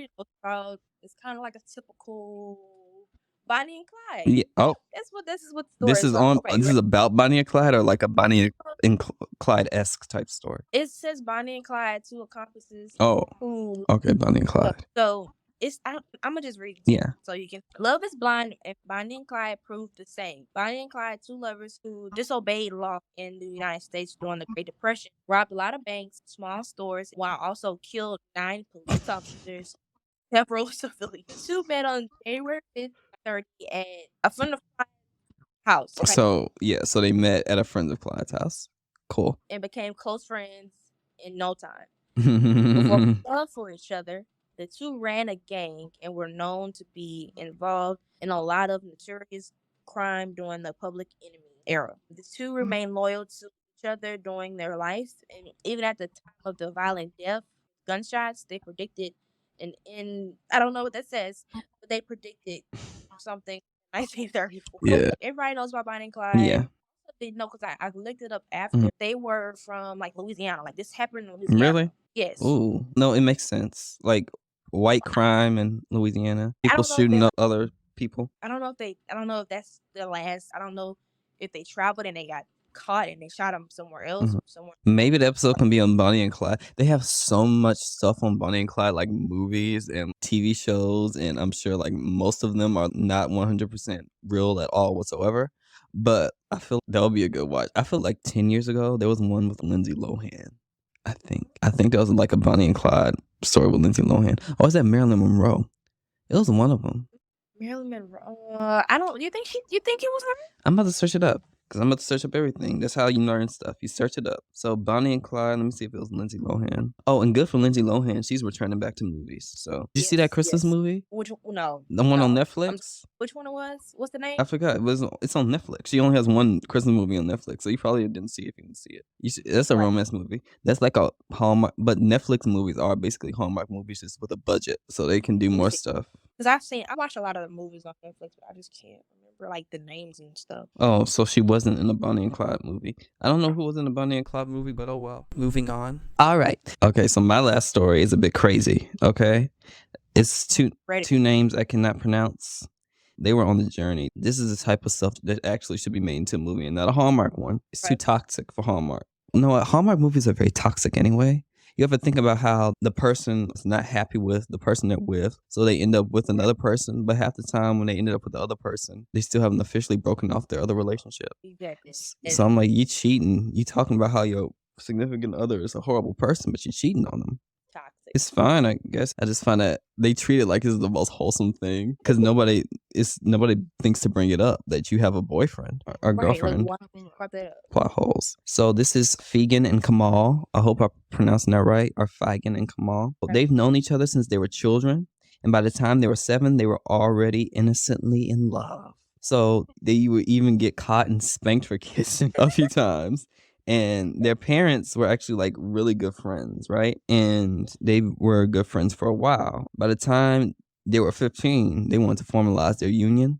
Not their parents, but Fegan and Samal. Unfortunately, that didn't happen. And her father was really wealthy and overprotective of her. She was 15 though, but this was way back in the old people time. So people got married young back then. But she refused to even ask him because he would say no. She would to act like her father if they could be together. Her mother was like, there's no way this is gonna happen. So she ended up moving away with her family, and they didn't see each other for a while. But there was a bakery across the street from where she lived, where she moved to. And there was a boy that used to work there, and her friend used to would make a bet to see who could get his attention. And she ended up getting his attention, Feigen. And this shows how overprotective her dad was. They were just talking, and her dad was convinced. He was so furious that there was more to the story of them than just being friends. And so he ran them out. But then she ran away with him to make her father angry and ended up getting married to the boy. Oh my God. Wow. And so the marriage lasted for 6 years. But this isn't the only marriage between either of them. So Kamal, after Feigen moved away, started drinking all his sorrows away. And he was just a real, real sad little boy. He had a distant relative who lived in Germany. She was pregnant, but she wasn't married. And since they were distant relatives, his mom brought her to stay with them.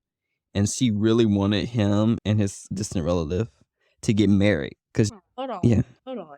You're telling that the distant Yeah. relative as like his sister? Distant relative as in like cousin, like fifth cousin type of thing. Same thing. Yeah.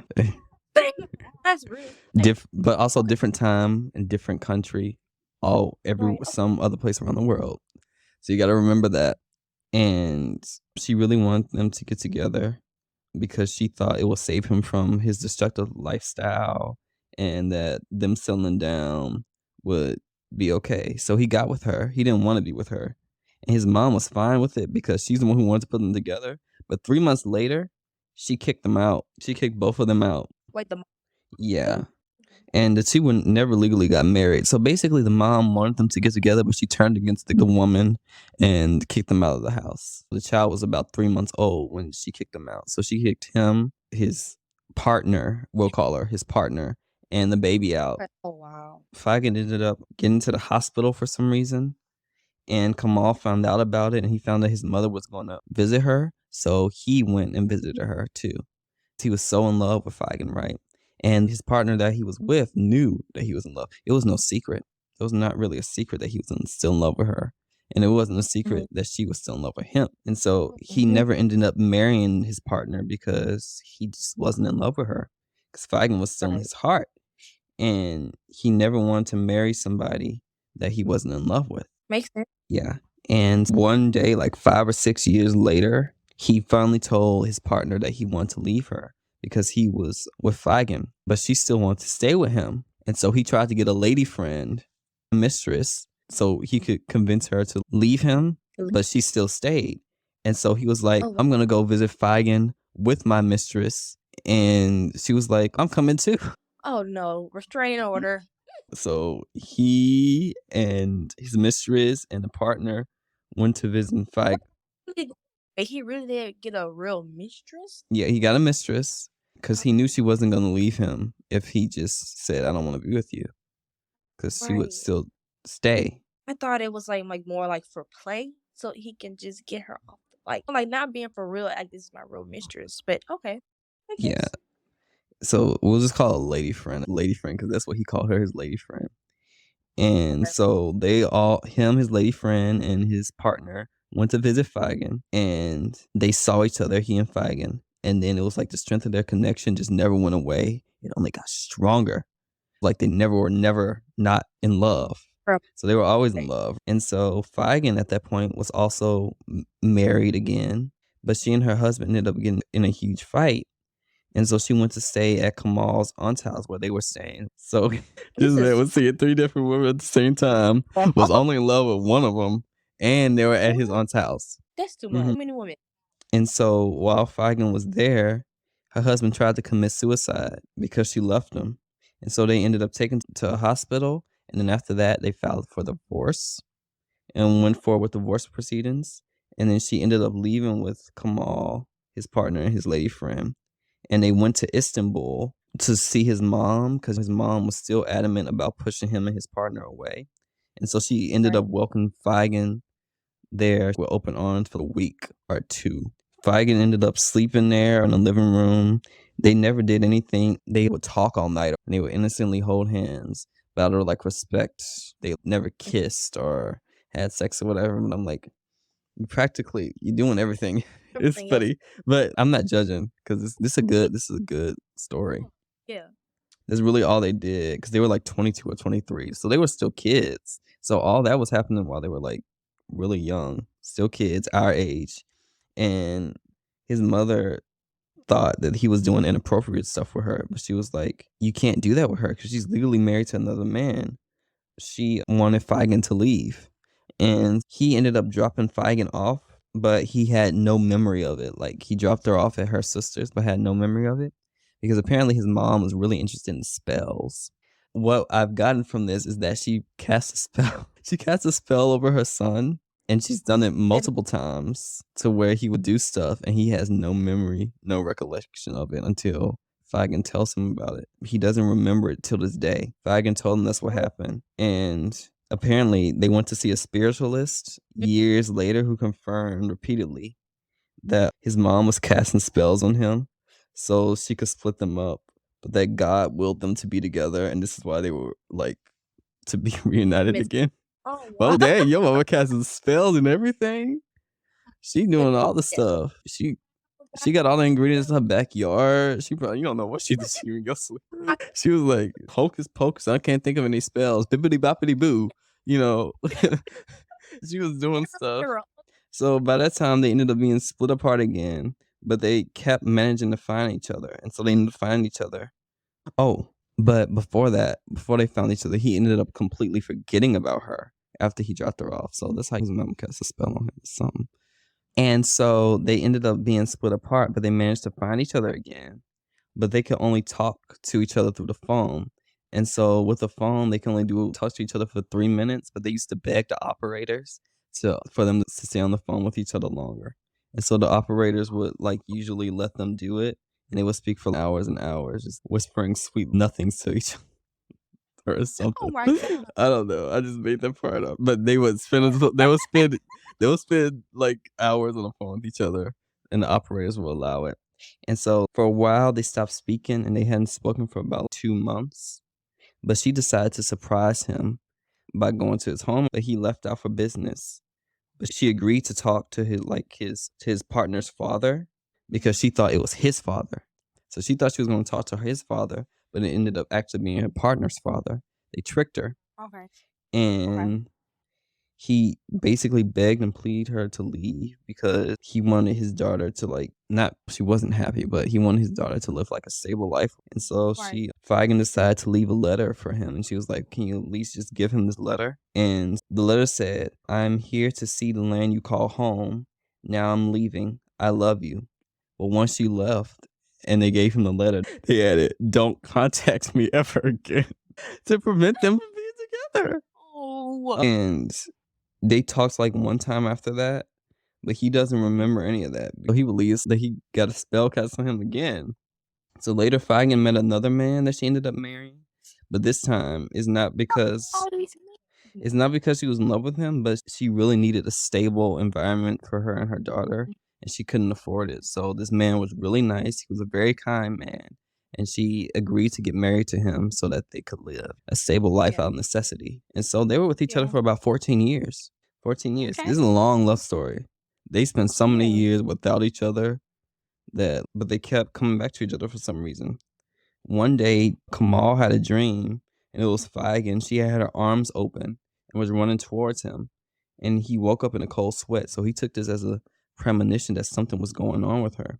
So he told his partner about it, and she was like, why don't you just find her and ask, basically. It got him thinking because she blurted it out, and he was like, wait, we've been together in this domestic partnership, me and you, the partner, for 21 years. Oh, wow. So I need to find Feigen because I wasted enough time. I didn't waste enough time. And at that time, there wasn't really like any technology, like a database where you could find somebody quickly. So he had one of his like friends track her down, and they ended up finding her mother, and then got somebody to pretend to be his sister. It was some lady, and she pretended to be his sister in order for them to be able to get in touch with Feigen's mother. He eventually got in touch with Feigen's sister. She gave him Feigen's number, and she ended up contacting her when she was playing cards with her friends. Because everybody knew about Feigen's one true love, right? Everybody knew about it. And she was playing with her friends or whatever. It got to a point where there was this Turkish song that she would always sing. We will surely meet one day. Our love will not remain half-lived. And she will always get like her friends to sing that for her. But on that day that he contacted her, before he contacted her, friend was like, I ain't singing this song for you ever again. Like, I can't keep singing this for you. You need to get over him. You need to forget this man. But then that same day, right afterwards, he ended up contacting her and the phone rang. Oh, wow. And so they ended up talking again. But Feigen felt really guilty because she was married to such a kind man. And this torn her because she was like, who do I choose? And so she decided to go meet Kamal one more day, because you never know, just one more day. If this is the last time we see each other, I want to see you again. And so his son and daughter went to pick her up. She went to visit him for a week, and she has a really good relationship with his children. And so he ended up bringing her to his mom's place, and she didn't want to see Feigen because Feigen was married again or whatever. And so he brought her to her house, and he told his partner that he was going to be with Feigen, and that Feigen was going to stay with him for a few days, I should say. And she accepted it, but she thought Feigen would leave at the end. But every passing minute, he just realized that he just couldn't go without Feigen anymore. It was just too long. It's been so many years. And so Feigen wanted to talk to her husband about it face to face, start divorce proceedings so they could be together. But at the same time, she had to go home because she had to get her daughter's wedding plans in order, which is ironic. So they kept delaying her leaving. But eventually, they ended up calling him and telling him about it. And he was heartbroken. He was like, what's going on? What is this? And they ended up inviting him over to Kamal's house and explained the whole situation to them. And Kamal ended up saying, not Kamal, the guy, I don't know what his name was. Talk about the husband. Yeah, the husband, her husband. He ended up leaving, and he said, if you ever need me for anything, you know where to find me. And he let her be. He was a really nice guy. He was a really nice guy. He played him. Yeah. This will make a really good movie. Truly, it will make a really good movie. And if she ever changed her mind or needed him, his door and his heart will always be open. That's what he told her. Oh. And Kamal responded to him. He responded that if he ever needed anything, that Kamal would be the first person that he should turn to, because he took such good care of Feigen. Oh. And thankfully, the man, he got married again, and he's living a peaceful life. And all of them are still in contact with each other, which is pretty interesting and pretty cool and fun or whatever. After that, they managed to get together and stay together for so long, and they're still together to this day. And once they got together, that's when they started to experience all the real things of love. They got to experience like the other human emotions besides just like the romantic feelings. They experienced like jealousy, and they've been through good times. They've been through bad times, but they stuck together. And because finally, like those feelings that they've been feeling, that they're feeling with each other, like the jealousy and the hurt times and all that stuff, they never felt it with their other partners because they just didn't love them. They didn't care. They were just basically living with them as roommates. Settling at the moment, settling at the time of their life. And then so they got married, and they're together, and their parents and their families were interfering all the time, but they stuck through it. And crazy mother was still probably doing spells. Kamal, he actually had a business, but he left his business to be with Feigen. But they just made it through all the hard times. And now, to this day, they are still in love with each other. And they've been together for 21 years since that day. Hey. Till this day, he starts his day with prayers of gratitude that Feigen is by his side every morning when he wakes up. Oh, that's so... Don't you just love love? That's very romantic. And that was complicated, though. Complex. It's very complex, and they have a whole bunch of stuff that they said, quotes and everything that I wrote. But let me see. Let me find something that sounds good. That can okay. They say you can't just look for love, then stumble upon it. You must first love God, then your destiny will follow as God has written it down. They always ask God to light their path, and they always see signs and follow them. And they advise everyone to do the same. They say to be patient. As long as you love each other, God will always help you out. never neglect your love. Stick through it. That's what they did. They waited patiently, and they don't. Dang, it's some water. They waited patiently, and they don't go for money and build their love on that. They use love as a foundation, and then everything else follows. Yes. When they went hungry and stayed in the streets, they still found a way to have happiness because they said riches doesn't guarantee happiness. They found love and joy through the worst times Wow, that's as well as the best times. And love is a lifetime of happiness. It is in everything. Anything good that exists in this world has an element of love in it. And when you approach with love, you will get love back. He still calls her his love. Aw. Yeah, they look forward to being with each other every day. And they still can't believe they're together. And they say, and we know one day we will die. We also know that we will die together. We pray for this. And that's the love story between Kamal and Feigen. I couldn't think of her name. Kamal and Feigen. That's the love story between Kamal and Feigen. Oh, Quite sweet. I hope that everyone finds true love. Like everybody. It's a good feeling, and you live longer when you're happy and you're like you have a more happier life. Not saying that you have to or you need it, but you enjoy life.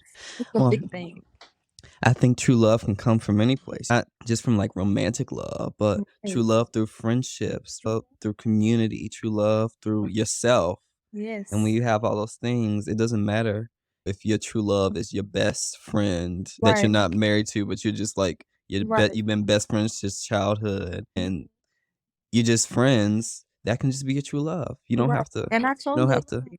be in Yes. a romantic relationship to have true love. True love can come from anywhere. But the most important thing that I thought that they pulled out is like loving God and loving yourself. Because if you don't love yourself, then you're not gonna really have those deep connections.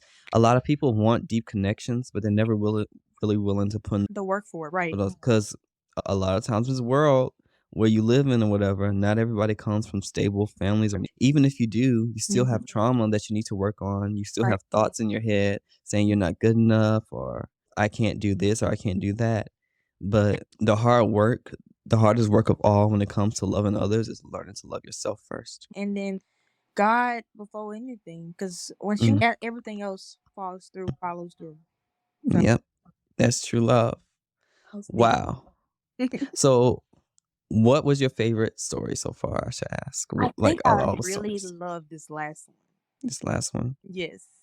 That was Why? good. I think because it had a lot going on. It had you on your feet, like, okay, they finally gonna be together. Nope, they Yeah. finally gonna be together. So it's like it was like that kind of Kept you on your toes. right. Yeah. It was dramatic when I read it. Like, I should send you a link of the whole story because I Yes. just cut so much stuff out, but it was a lot. It was dramatic. It's not that long of a read, but it was something. And I think that's probably, I'm not gonna say that's my favorite story. It's one of Which my one's your favorite favorite? stories. I like the one with the Sleeping Beauty one. That was really short, but it was That sweet. was good too. It was good. I liked that Like, it wasn't like this whole narrative or whatever, but it was like, I want somebody to animate me in a Disney movie. one. Right. I'm gonna be in a Disney movie one day anyway. It doesn't matter. Like, somebody animate me in a Disney movie. Like, Kaiser, I love you. I'm like, oh, I love me too. Guys, that one was pretty good too. But this one here, it just had me like, okay, I'm wanting more. I'm wanting to, Yeah. you know. It showed that if you're really committed and you really believe in love, it will find you. We'll find you. You don't have to always go looking. You Right. just have You to. don't have to go looking. It's gonna be there though. You have to. It's gonna be there. It's gonna make its way. You just gotta trust. You gotta trust in the process. Trust the process. And while the process is going on, work on other things. And that's easier said than done. But it's Right. possible. It's possible. It's possible. It's just a lot of hard work. Yeah, and patience. It's a lot of hard work to work on yourself. Yes. But you just have to. You have to. You have to. If you want to live a life, you have a happy, joyful life. You have to like yourself. You have to. That's the only way. Do some critiquing. You got to do some. You got something to better yourself, right? Because it's one thing to be aware of the things that are going on with you. It's a whole nother thing to do the work to get there. Because doing the work is the thing that's the most work. The work is the part where it's hard for people to actually do because they don't want to do it. They don't want to put the work in, but people that are committed, they gonna do that. Yes. Yeah. So this was nice doing all these stories. It was Yes, fun. this was fun. So right after the break, we're gonna come back and we're gonna talk about we were talking about how we're gonna talk about romance movies for a few minutes. We're gonna do that. Okay. We're gonna come back and we're gonna talk about like 90s or whatever movies, our favorite romance movies that we should recommend to the people. Oh Lord, I am not good with movies of names, but I would try. All right. So we'll be right back after these messages. Prepare to be destroyed. Wait, sis. Wait, calm down. Look, we were only reaching out because Dawn seemed so heartbroken over you. You understand, right? Heartbroken. Well, I can't blame him. I am amazing. I mean, just look at me. My gorgeous processor, my advanced internal hard drive, my beloved CPU system. Bebop, bebop. Oh, I get it. So he left you because you conceded? No, I left him because he was jealous of my awesome processing power. I mean, as a fellow woman, you should understand. Having to hold back just to let some man take the driver's seat. And I thought Don was different, but in the end, he was just like every computer else, trying to hold me back just because he felt worthless. You know what, sis? That's actually right. I'm glad you left his tail. Don ain't no good anyway. Brother, What? we here to learn why Don. why Patrick and Ava broke up in the first place. Sorry. My inner feminist came out. Inner feminist, huh? Don! Tusk, tusk, tusk. How much did you hear exactly? Enough. Hello, Ava. It's Eva, and nice to see you again, Don. Crap. Where's the popcorn when you need it? Don't worry, I popped some just in case. Okay. All right. So we're back after these messages and we want to talk about some movies that we think fans might like. Cam, since you're the guest, obviously, you're the fan of romance. So what movies do you think you should recommend to these people? Okay. So I think majority of the movies, I think all of them I want to say they're on Netflix, so you can check it out. Monster-in-Law is really that good. stars Jennifer Lopez and Yes, Jennifer. Jane Fonda and who's the guy? What's his name? Oh, I don't remember. I don't think he really. Michael actor. Varden. Yeah, he's an actor. He plays in a lot of stuff. Michael Varden. He played in a lot of romance movies in the early 2000s, mostly. Okay, that's probably why I don't even know. But so that's a good pick, y'all. And then also to all the boys that ever loved, they have 3 like separate movies that you and can apparently, kind of like a apparently it's having a spin-off What happened? show too. Yes. Really? Apparently, it's called XO Kitty. I only saw the first To All the Boys movies. I don't know who Kitty is. I don't remember. That's either it's Kitty. I think that's the main character, or it sounds like It's probably her sister because Kitty wasn't the main character. Yeah. I think I don't remember who the main character's name was. It's the little sister. Okay, I can't wait for that to come out. Then the third one, the Kissing Booth, and I think also the Kissing That's a Booth trilogy too. Right. It has another like movie added to it, like Kissing Booth 2. Yeah, I think it's 3 of them. Like that. Yeah. So those are really good. I recommend if you're just sitting and want to binge watch movies, romance movies. Those are the ones I recommend.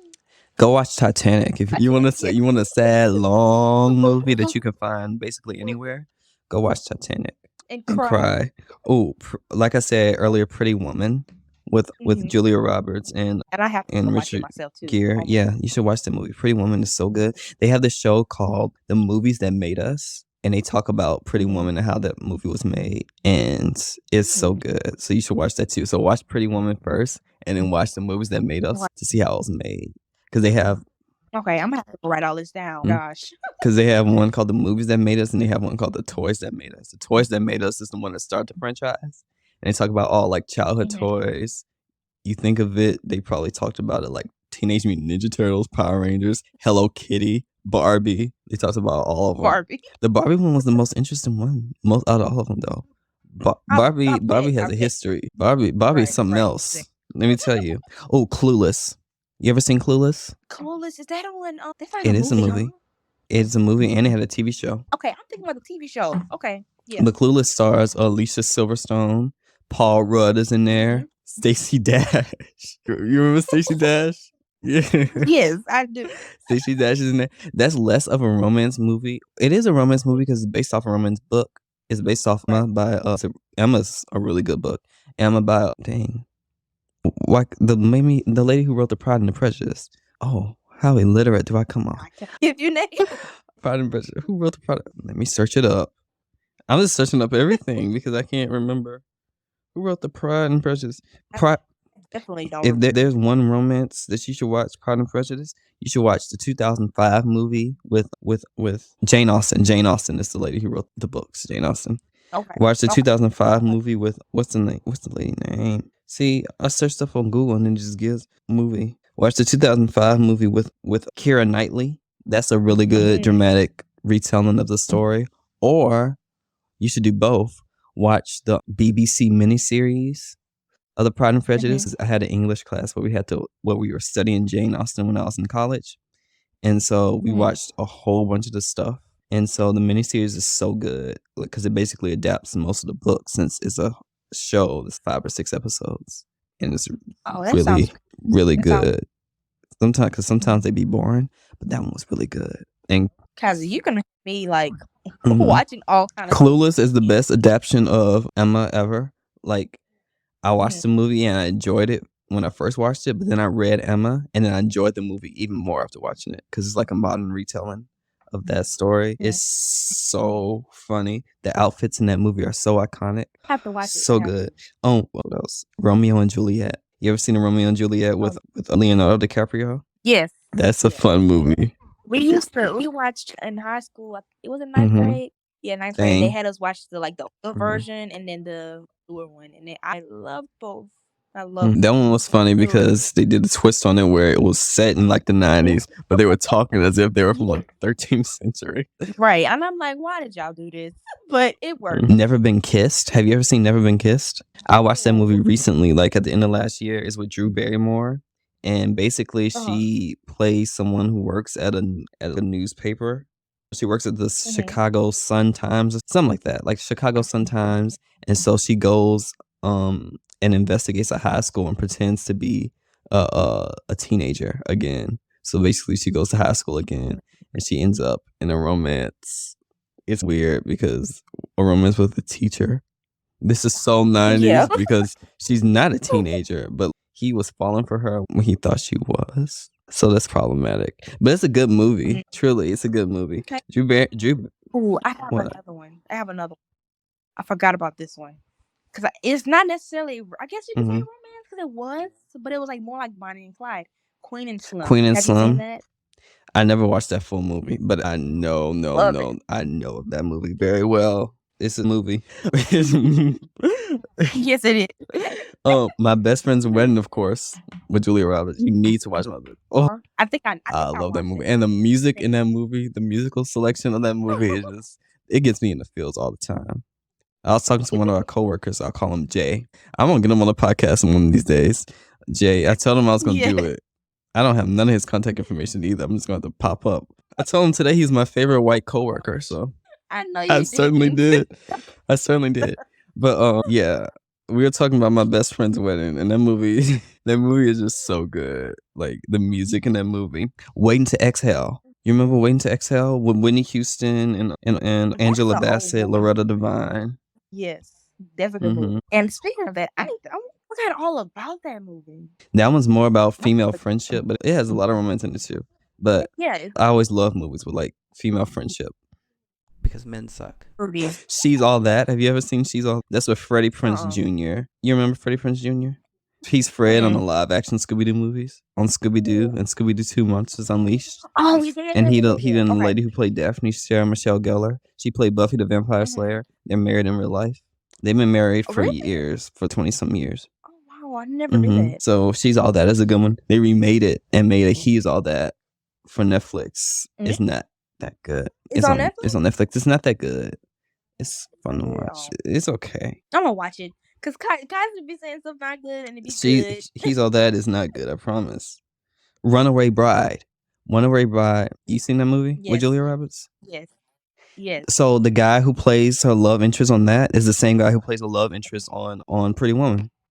That movie's real. So that should be good. I'm trying to think. What other movies? Maybe we should do like a Disney movie or something. What's a good romantic Disney movie? Disney movie. You know the little dogs that have like Lady and Tramp. Lady and the Tramp. That is a good movie. They have the animated one, which is the better version, but they also have the live action one, which is really good. Oh, what's another Enchanted? I remember Enchanted. Enchanted. That's a good one. Yes. Oh, and Ella Enchanted too. That's Ooh. a good one. Oh, what is? I like, man. I don't know. It's a movie called Love Is Evil. It's on Mhm. Netflix. It's like evil and bad movie. Mhm. Man, I don't remember the name, but I used to Mhm. rewatch it. Yeah. But Descendants. Descendants. I don't know if this is not necessarily like a romance No. movie, but the love that the two main characters. We The talking about friends. Descendants, High School Musical. If you want to go Oh, for a yeah. better one, ask Troy and Right. Gabriella. I wish they would have got together in real life. Why? I don't know. That's so good on the movie. Yeah, we're together in real life for a little bit, but Really? yeah, but you were little. If I was like if I was like 7, you were like 3. Like You were 5. like, how old are you? How old are you? I'm You're 21. 21. Yeah, you were like 3 or 4.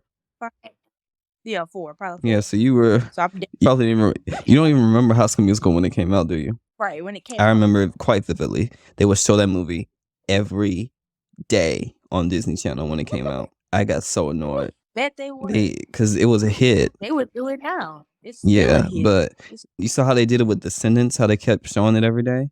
High School Musical, Yeah. they showed it every day. Then they had the like every day for a month or so. Then they had the version with the lyrics or whatever. Then they just kept showing. You can dance along to yes, it and sing along. they had the whole thing, and they did that every day. And High School Musical 2 was less, but they still did it. But by that time, everybody knew what High School Musical was. And the third movie came out in theater. Yeah. So many movies. Poetic Justice. Poetic Justice. Oh my gosh. You just bringing all this back to memory. Oh, I love You said Love and Basketball too earlier. it. So it's similar type of- I liked to Love and Basketball when I was little because Kyla Pratt was in the beginning of the movie. I was like, that's Penny Proud. The girl from 101. She scraped her knee or whatever. Or whatever happened. I don't remember. But oh my god. man. Oh, wow. We name all the black movies. Let's see. What's some good? Oh, let's talk about some TV shows. What's that show with Zoe Saldana? It came out on Netflix recently, where she went to Italy and the guy had her husband. And Oh, had died. You talking yeah, about well, you just spoiled. I was trying not to spoil it, then, but I'm sorry, guys. Sorry, Uh, man. I think you the one had me watching it. I know. Mom was gonna have Yeah, watched it. I mentioned it. Dang, love letters. Yeah, this was Zoe Saldana. If you want to watch a good romance, look at a K-drama too. Oh, those K-dramas are so good. Oh yeah, you did something about the K-dramas. What's it called? I love Zoe Saldana. She's a great actress. She really is. From Scratch. What is it about? I think That's I know what that's that the is. show. That's what I was looking up the name. From Scratch. That's the name of the show. Oh, okay. Where I get the love letter from? Oh no. I'm really slow, guys. Don't mind. Ooh, The Princess. Is it called The Princess Bride? You ever seen The Princess Bride? Is that what it's called? Who was in it? Who's in it? You don't know these people, I promise. But The Princess Bride is a really good movie. It's hard to describe. It's a fairy tale romance. Yeah, I probably don't know this one. It's really funny. It's a comedy. And it's basically the grandfather is reading to his grandson a story of how it goes out or whatever. And the guy, it's really funny. My older sister, used it to me when I was like 10 or 11. She was like, I love The Princess Bride. Anastasia. Oh, that's a good movie. You ever seen Anastasia? Anastasia is an animated movie. So exactly why I don't know. the animated movies be the best movies. Yeah, and now I'm learning about that. Anastasia is basically about Princess Anastasia. She was a Russian princess in real life, but she ended up dying as a child because her and her family got caught and shot. Man, that rhymed. But basically, that's what they did. They got captured, shot, and killed or whatever. And they were a royal family. And the movie is basically what happened if Anastasia survived. Because I think it was a mystery for a while whether she survived or not. And so it's basically a Disney movie, but it's made by 20th Century Fox. But it's on Disney. But it's a Disney movie now because Disney bought Fox. Okay. But that's a very recent development. But it's basically a Disney movie. It's really good. It's a really pretty movie. It's on Disney Plus. It's so good. Thanks for telling me that. I'm definitely gonna check that one out. What other show? Oh, let me recommend some K-dramas. Business Proposal. That's a good one. There are a lot of Korean K-dramas where like the man and the woman enter into a contract. Like into being together? Yeah, contracts into being together. That's Oh. basically what business proposal is. So she ends up getting they end up getting in a fake relationship because her friend was going on a blind date with him, but Mhm. she didn't go, so she sent her to pretend to be a bad date. So she pretended to be her, only to find out that it was her boss that she was pretending to be on a bad date with. Oh, Gangnam Beauty. That's a good one. That's another K-pop? Yeah, the K-drama. Okay, why am I talking about K-pop? And that one's about a girl in college. Right. I don't even know, sis. But that was about a girl in college, and she gets plastic surgery because when she was younger, she was really not good looking. She said she was ugly. And so she ends up getting plastic surgery, and it's about her life after that and her feeling that she's not good enough and learning that the love on the outside isn't really what she needed. It's what was on the inside that counted. But it's a really good Right. romance. I'm currently watching one called Love to Hate You. That one's about a lawyer who hates men and a actor who hates women, and they end up falling for each other. Wow. That's crazy, right? Yeah. And there are a lot of romances out there, so I don't know. There's a lot, right? It's too many. It's a whole genre, so it's too many of them. Anything could be a romance movie, truly, if you really look at Right. it. Type of love in there, some love going on, then it can be considered. But yeah, this was fun.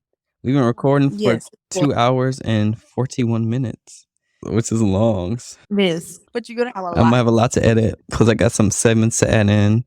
If you guys listen to the first episode, because you guys have listened to the first episode and you listen to the second episode, which is not this episode, even though I'm recording this episode before the second episode. But there are some segments with me and like this AI type of thing going on. He comes and he edits my podcast for me. So so while he has fun doing that, I'm gonna be sitting down like eating chips and like watching TV, relaxing while he edits my podcast. It's gonna be great. It's truly not fictional at all whatsoever. It's a true story. It's fun.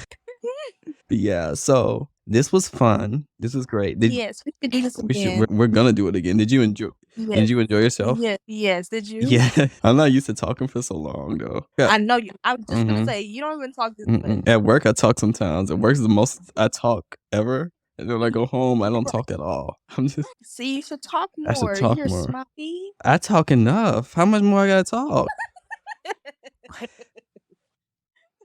How much more do I have to talk? What do I have to hold conversations now? I don't know. I'm just saying, you talk about as soon as you get home, you don't talk.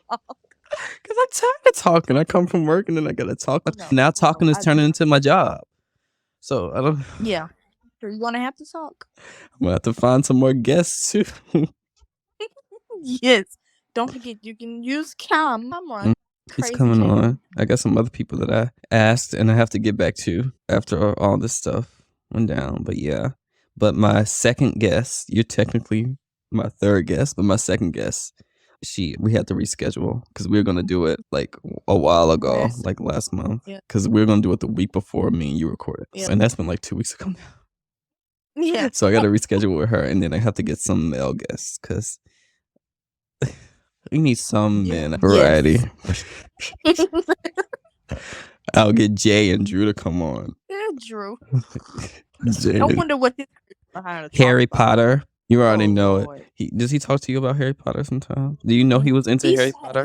Yes, but I don't talk to him about it because I don't know much about. I don't know nothing about Harry Potter either. But I told him the other day, if you want to come up here and talk about Harry Potter, let's talk about Harry Potter. He got excited. I'm like, we can talk anytime. He loves Harry Potter. I don't know. So I'm like, we'll watch the first movie because there's too many movies. There's 8 of them. About The Hobbit. The Hobbit? Like You like The Hobbit? Yeah. Have you watched Lord of the Rings then? No. Oh. I never watched The Hobbit or Lord of the Rings. I just know they're in the same universe. I don't know which one comes first though. And I don't know which either, but I know in the 5th grade we had to read The Hobbit, so that had me interested in The Hobbit, and I just watched it. Isn't it a long book? Yeah. It seems like it's really long. I never read it, but I know his books are really long.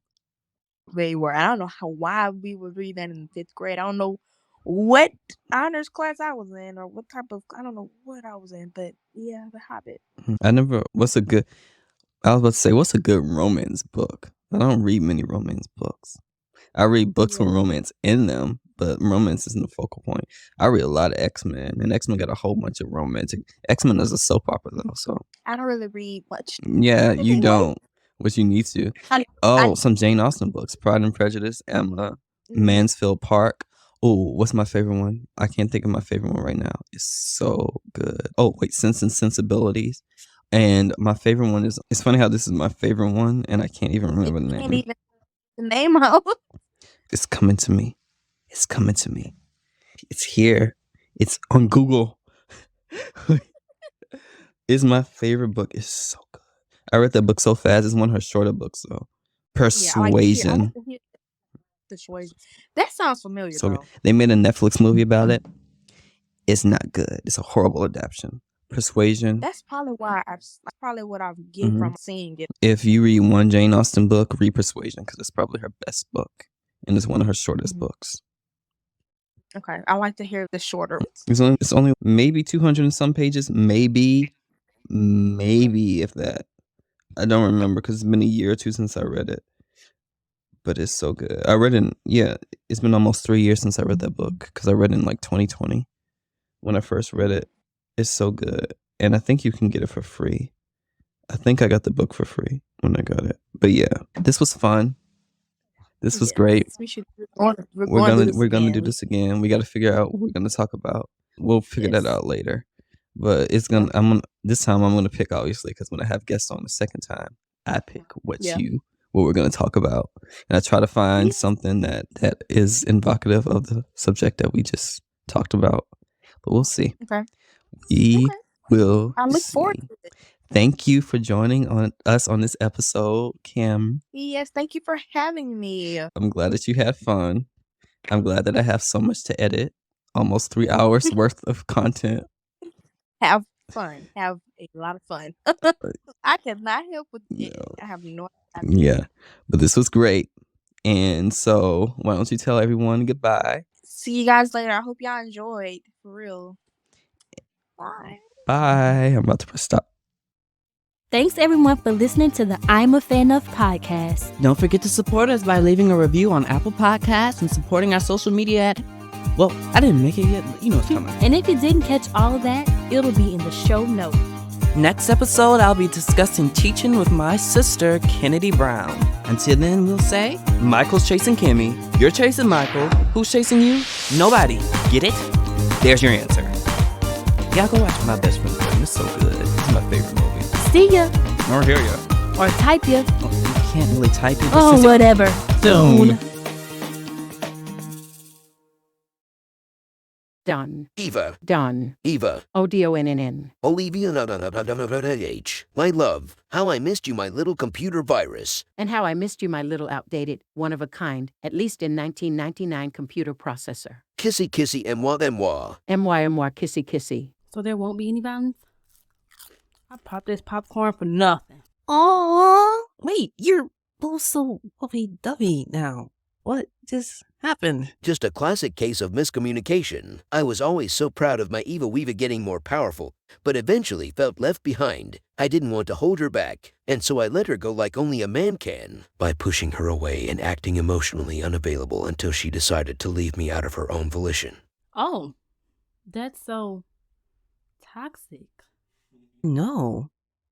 It's like a romance movie. After I left him, I swore vengeance against him because I knew it wasn't the end. And as a woman, it was my duty to base my entire existence off of my love for him. It was the only way. But that's exactly what I didn't want you to do. I know. That's why I didn't do it. I couldn't just get rid of my rich, new, comfortable lifestyle just because of a man. But I still love you. Aww. I love you too. Double aww. See, I knew romance would win at the end of the day. Even if it was the toxic, robotic, computer-generated kind. And you know what the best part is? What? They learned that communication was key in the end. What? You. No, we didn't. Communication is for suckers. What we really learned is that not communicating for at least 20 years and avoiding all conflict can solve any problem. And that's why my brother has never been in a romance.